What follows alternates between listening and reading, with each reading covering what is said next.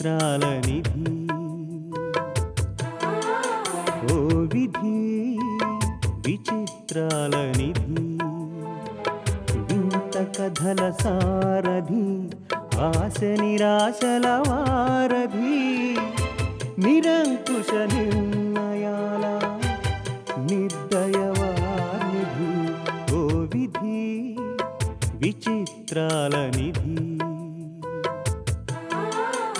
ఓ విధి విచిత్రాల నిధి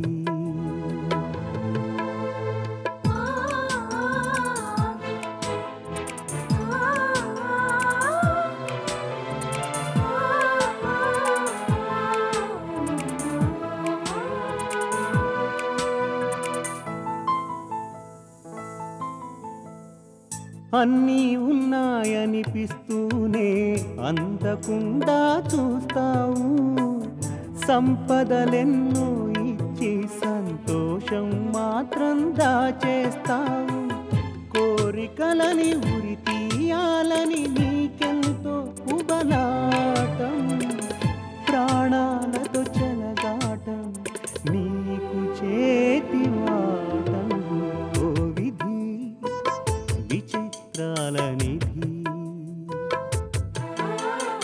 ఓ విధి విచిత్రాల నిధి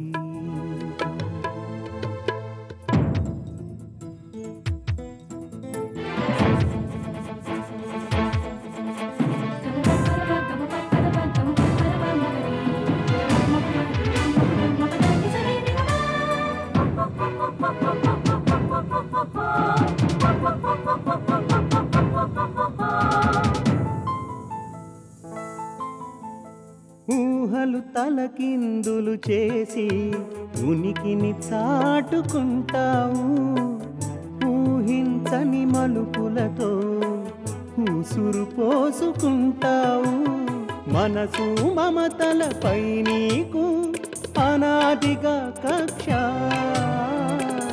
నీ చేతిలో మనిషికి మనుగడే ఓ పరీక్ష ఓ విధి విచిత్రాల నిధి ఓ విధి విచిత్రాల నిధి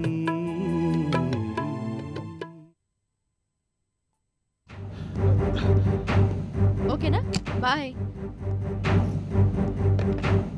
what is this mister Ravindra లోపలికి వచ్చే ముందు కనీసం డోర్ నాక్ చేయొద్దా this is very bad on your part oh bad news madam bad న్యూసా అవును మేడం శంభు ప్రసాద్ గారు ఆత్మహత్య చేసుకున్నారట వాట్ అవును మేడం ఎప్పుడు మొన్న రాత్రి ఇది జరిగిందట శవాన్ని గవర్నమెంట్ హాస్పిటల్కి తరలించారట శవం దగ్గర దొరికిన ఆధారాలను బట్టి అతను మన కంపెనీ స్టాఫ్గా గుర్తించి పోలీసులు వచ్చారు దేనికి మిమ్మల్ని కలవాలన్నారు నన్నా ఎందుకు మేడం బిజీగా ఉన్నారని వాళ్ళకి నచ్చచెప్పి అట్నుంచి అట్టే పంపించేశాను థ్యాంక్స్ మిస్టర్ రవీంద్ర శంభు ప్రసాద్ గారి దగ్గర సూసైడల్ నోట్ ఒకటి దొరికిందట అందులో తన చావుకు ఎవరూ కారకులు కారు అని రాసి ఉందట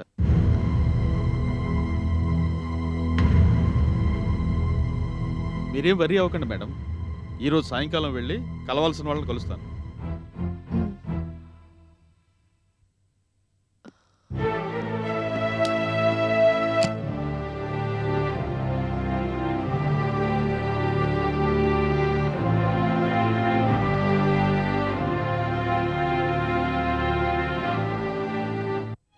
మా నాన్న ఆరోగ్య విషయంలో నువ్వు చేసిన ఉపకారానికి ప్రత్యుపకారం చేసి నీ రుణం తీర్చుకున్నాను రోజీ.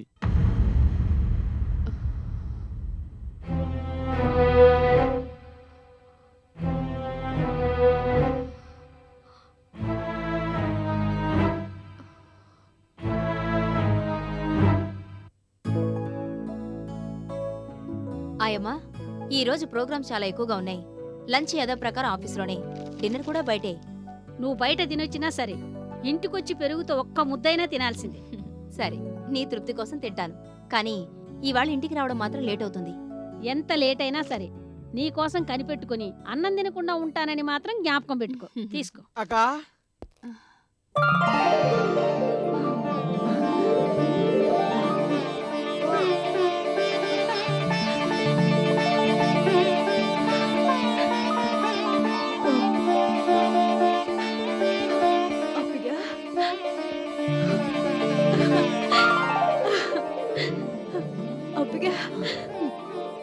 నువ్వేనా?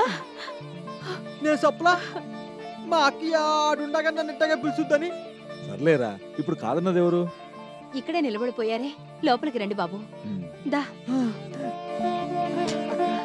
రా.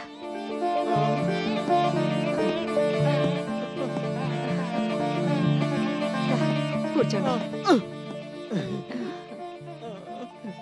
అమ్మా లక్ష్మి, నిన్ను ఇలా చూస్తుంటే నాకెంతో గర్వంగా ఉంది.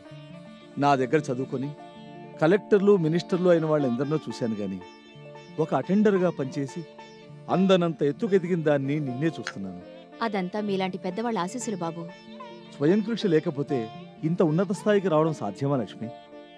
కార్యసాధకులు కష్టనష్టాలను లెక్క చేయరన్న సత్యాన్ని నువ్వు రుజువు చేశావు. సారు, నేను కూడా రుజువు చేశానా లేదా? చేశావులేరా పెద్ద ఘనకార్యం. ఎన్నాళ్ళు ఏమైపోయావురా? చెప్పండి.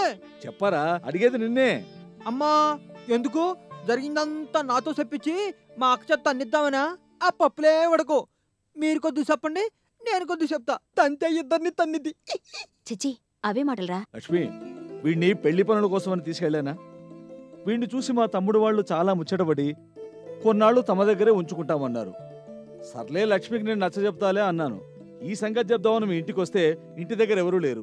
అది అలా ఉంచితే వచ్చి చాన్నాళ్ళయింది, ఇక బయలుదేరరా, మీ అక్క ఎదురు చూస్తుంటుంది అని మా తమ్ముడు వాళ్ళు వీడి చేతికి రైలు టికెట్లు డబ్బులు ఇచ్చి పంపిస్తే నేను వెళ్తాలండి, మీరు వెళ్ళండి అని తిరిగి వాళ్ళని ఇంటికి పంపించేసేట.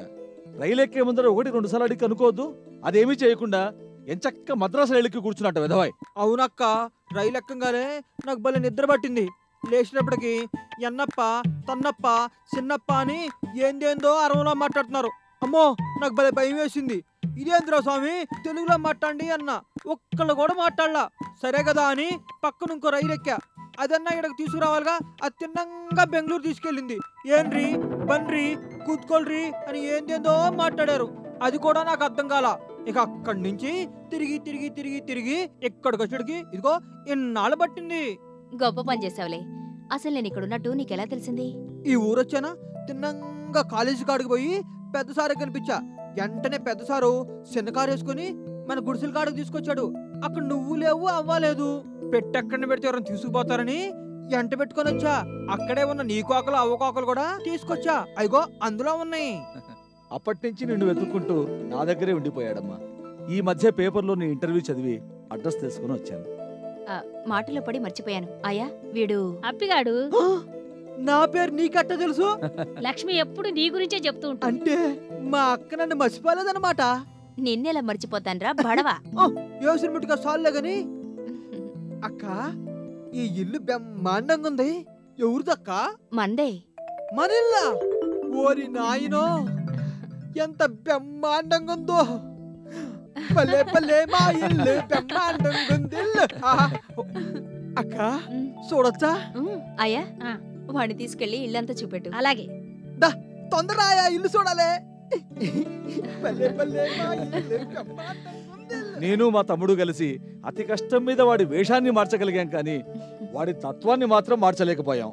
అది మారిపోయిన నాడు అప్పిగాడనే వాడికి ఉనికనేదుండదు. వాణ్ణి బతికిస్తున్నది వాడి అమాయకత్వమే. నరకాన్ని సైతం స్వర్గంగా భ్రమింపజేసేది ఆ అమాయకత్వమే కదా బాబు. నువ్వన్నది కరెక్టే. అమ్మా లక్ష్మి, నేను వచ్చిన పని అయిపోయింది, ఇక బయలుదేరతా. అప్పుడే ఎక్కడికెళ్తారు? రాకరాకొచ్చారు. మీరు మా ఇల్లు చూడాలి, మా ఆఫీస్ చూడాలి, మీ లక్ష్మి ఎంత ఎదిగిందో చూడాలి, నా ఆతిథ్యం స్వీకరించాలి. ఇంకా చాలా పనులున్నాయి. కాలేజీలో ఇవాళ ముఖ్యమైన మీటింగ్ ఉంది, వెళ్ళాలి. ఇల్లు చూశానుగా, మళ్ళీ వస్తాను. తప్పకుండా వస్తారుగా? రాకపోతే అప్పిగాడు ఊరుకుంటాడా, నువ్వు ఊరుకుంటావా? వెళ్ళొస్తానమ్మా.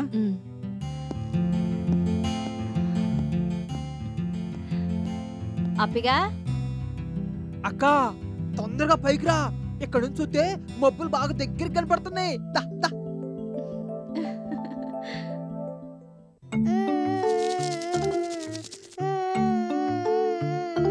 మా బుజ్జి కన్న కదూ, మా బంగారు తల్లి కదూ. నువ్వేడు పాపేస్తే నేను తోటలోకి తీసుకెళ్తా. నీకు సీతాకోక చిలుకల్ని పట్టిస్తా. నాకు డాడీ కావాలి. ఏ గౌరీ, అమ్మా, పాప ఏడుస్తుంటే కనిపించడం లేదు. ఎంత బుజ్జగించినా పాప ఏడు పాపడం లేదమ్మగారు. వాట్ బేబీ, ఎందుకు ఏడుస్తున్నావు? నాకు డాడీ కావాలి. ఇంకెప్పుడు డాడీ కావాలని అనుకో. నాకు డాడీ కావాలి. అనర్థం చెప్తున్నానా? మీ డాడీ లేడు. ఎక్కడికి వెళ్ళాడు?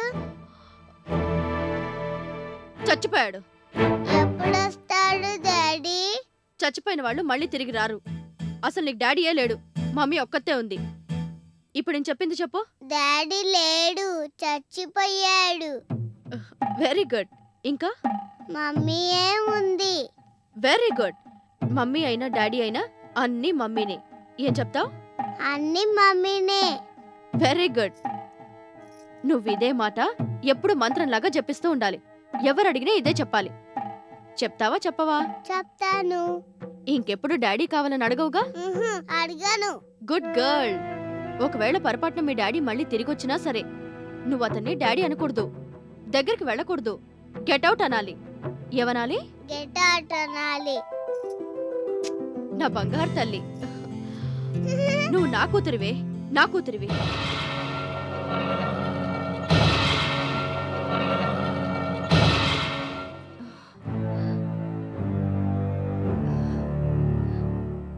ఇన్నాళ్ళు మన వ్యాపారం గురించి తప్ప ఇక దేని గురించి ఆలోచించలేదు రాజు. కానీ ఇప్పుడు మన వ్యాపారంతో పాటు రోజీ అనే వ్యక్తి గురించి కూడా ఆలోచించవలసి వస్తుంది. చాలా మంచి పని చేస్తున్నారు మేడం. ఇంతకుముందు రోజీ వల్ల మన వ్యాపారం దెబ్బతిందని తెలుసు. ఆమె అయ్యగారిని ప్రత్యక్షంగా పరోక్షంగా ఎంతో అవమానించిందని తెలుసు. ఆమె కారణంగానే ఇన్ని ఒడిదుడుకులు సంభవించాయని తెలుసు. కానీ ఇంతవరకు ఆమె గురించి నేనెప్పుడూ చెడుగా ఆలోచించలేదు. ఎందుకంటే ఈవేళ ద్వేషానికి అసూయకి ఖర్చు చేసే ఒక్క నిమిషం భవిష్యత్తులో అంతకు 10 పశ్చాత్తాపానికి కారణమవుతుందని. అలా అనుకోవడం ఒక్కొక్కసారి వివేకం అవుతుంది, ఒక్కొక్కసారి పిరికితనం అనిపించుకుంటుంది మేడం. బహుశా రోజీ కూడా అలాగే అనుకుంటుందేమోనని అనుమానంగా ఉంది. అనుమానం కాదు మేడం, పచ్చి నిజం. లేకపోతే ఒక సాటి ఇండస్ట్రియలిస్ట్ అనేది కూడా చూడకుండా మీ పర్సనల్ విషయాల్లో ఇంటర్ఫియర్ అవుతుందా? మీ క్యారెక్టర్ అసాసినేషన్కి పూనుకుంటుందా? ఇది కొత్త కాదు రాజు. మీకు కాకపోవచ్చు మేడం, మాకు మాత్రం కొత్తే. మీరు రోజుకి చెప్పే గుణపాఠం కూడా కొత్తగా ఉండాలనే మా అందరి కోరిక. ఇన్నాళ్ళు ఎందుకు లేని ఊరుకుంటూ వచ్చాను, ఇక ఊరుకోను. ఆ రోజుని చావు దెబ్బ కొడతాను. అలాంటి ఇలాంటి దెబ్బ కాదు, జన్మలో మళ్ళీ మన వైపు కన్నెత్తి చూడని దెబ్బ కొడతాను. అందుకు ముఖ్యంగా కావాల్సింది నీ సహకారం. చెప్పండి మేడం, ఏం చేయమంటారు? అఫీషియల్, అన్అఫీషియల్, ఏ పనైనా చెప్పండి. నేనే కాదు మేడం, మన స్టాఫ్ మొత్తం ప్రిపేర్డ్గా ఉన్నారు. మీరు సింపుల్గా ఒక్క మాట అంటే చాలు, ఎంత పనంటే అంత పని చేయడానికి సిద్ధంగా ఉన్నారు. అఫీషియల్ చట్టంలోనే ఆమెను దెబ్బతీయాలి. నా మనసు మీద దెబ్బ కొట్టి నన్ను ప్యారలైజ్ చేయాలని చూసింది కదూ, నేను ఏకంగా ఆమె ఆయువు పట్టు మీద కొడతాను.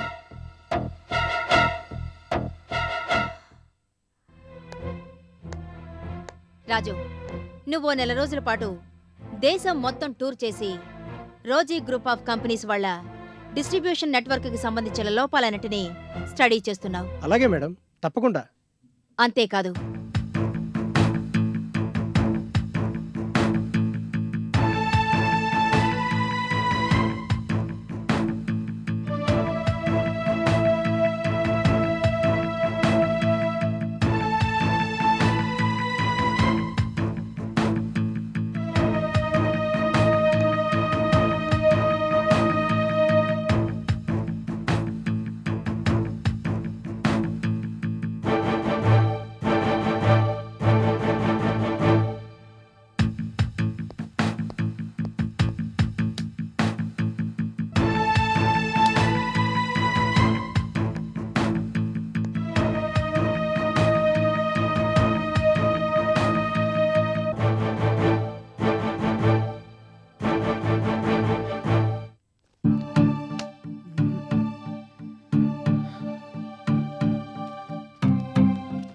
మాలతి, ఏంటండి?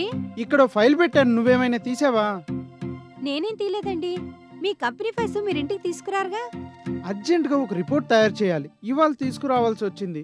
ఇందాక రాగానే ఇక్కడే పెట్టానే. ఏమో, మీ ఫైల్ గురించి అయితే నాకు తెలీదు. ఇక్కడ మా కంపెనీ ఫైల్ ఒకటి ఉంటే తీసి లోపల దాచాను. ఏది ఆ ఫైల్ ఒకసారి చూపించు.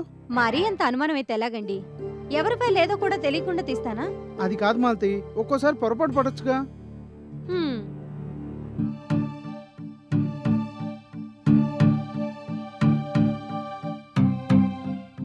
సారీ అండి. ఇదిగోనండి మీ ఫైల్. మా ఫైల్ అనుకొని మీ ఫైల్ తీసుకున్నాను.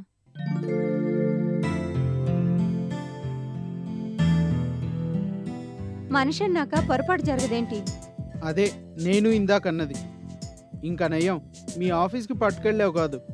ఏ అంత గొప్ప సీక్రెట్లు ఉన్నాయేంటి ఆ ఫైల్లో? సీక్రెట్స్ అన్ను గాని కొన్ని ముఖ్యమైన డీటెయిల్స్ ఉన్నాయి. అసలు ఈ ఫైల్ బయటకు తీసుకురావడానికి వీల్లేదు.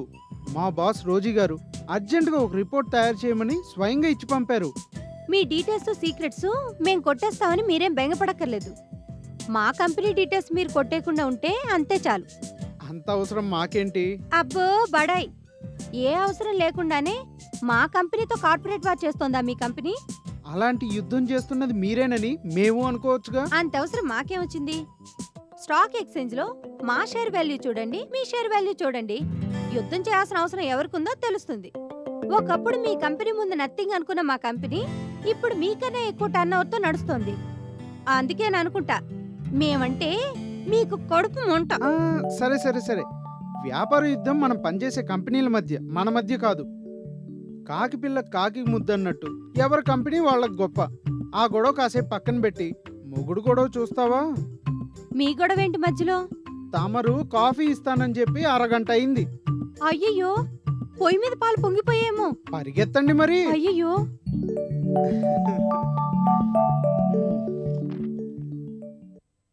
ఈ మాటల్ని జాగ్రత్తగా గుర్తుంచుకో వీరాస్వామి.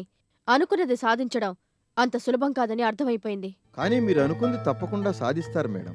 అందుకు నన్ను ఇంకా ఏం చేయమంటారో చెప్పండి, సిద్ధంగా ఉన్నాను. దేవి గ్రూప్ ఆఫ్ ఇండస్ట్రీస్ ని దెబ్బతీయడానికి ఒక రోజు పట్టొచ్చు, ఒక నెల పట్టొచ్చు, లేదా సంవత్సరాలు పట్టొచ్చు. అప్పటిదాకా నువ్వు అక్కడే వాళ్ళకి నమ్మకస్తుడుగా ఉండాలి. అలాగే మేడం. అలా ఉండడం కత్తి మీద సామని తెలుసు, కానీ తప్పదు.